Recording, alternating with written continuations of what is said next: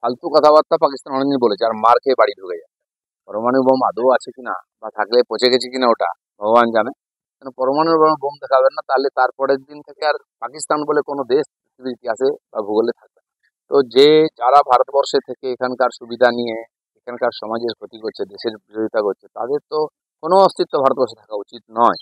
এটা যদি 40 বছর আগে হতো তাহলে এত টেররিস্ট হতো না।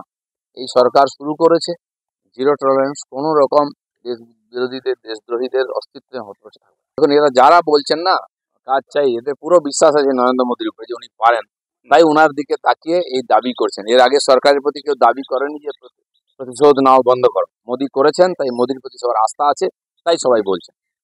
পাকিস্তান ওটাই করার চেষ্টা করছে, যাতে যদি ভারত আক্রমণ করে দেয় তার জন্য আগের থেকে ভয় দেখাচ্ছে, উৎপাত করছে।